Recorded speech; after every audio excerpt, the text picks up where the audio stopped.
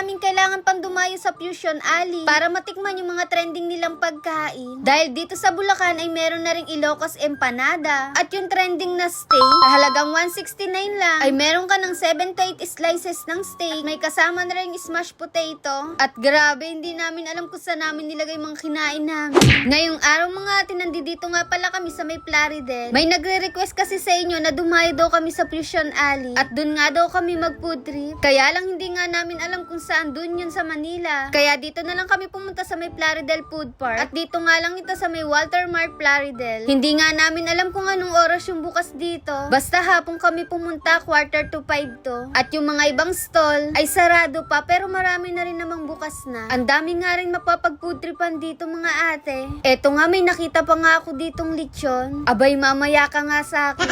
Nag-ikot-ikot lang muna kami dito para makahanap kung ano yung masarap na food tripin. Pero halos lahat naman ng nakabukas ng stall mukhang masarap. Kaya lang syempre kulang yung pera natin. Eto nga mga ate, kakaikot namin, nakita ko nga itong Ilocos Empanada. Alam nyo naman, sobrang trending ng Ilocos Empanada na to. At talaga namang matagal ko na itong kinikrave. At sa wakas matitikman ko na siya. 100 pesos nga pala yung isang order nito. Nagulat nga ako dahil isang buong longganisa pala yung nilalagay nila. Homemade nga daw nila yung longganisa nito at suka. At tingnan nyo naman kung gaano kalaki yung Ilocos Empanada nila. Nakakaubos nga daw sila dito ng 300 to 350 pieces a day. Grabe, diba? Sulit naman din kasi tingnan nyo, sobrang daming laman. Abay, nagkatapon-tapon pa nga yan. O paano mga ate, tara kain tayo. At unang kagat first bite.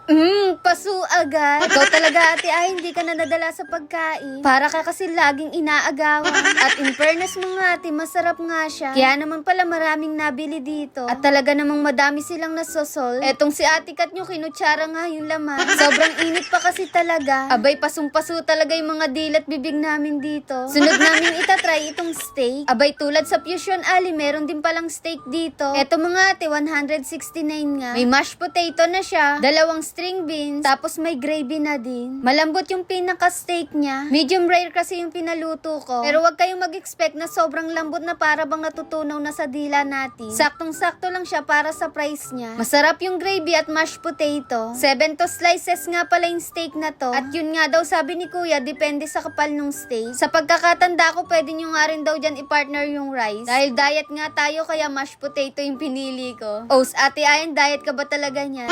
Sunod mga ate, sinubukan na nga rin namin itong tusok-tusok. Paborito namin ni ate Kat nyo yan, yung proben at calamares. O diba, hindi naman halatang paborito, hindi na nilulunok, subo na lang ng subo. At dito nga mga ate, tumayo na nga tayo ng pagkain. Para hindi maipon sa tiyan natin, diretso baba na. Sobrang busog na kasi kami nung mga time na yan. May nakita nga rin kami ditong mga inumin na fresh fruit yung gamit. Meron nga sila ditong 4 na flavor. Yung isang flavor pala hindi fruits kasi coffee jelly.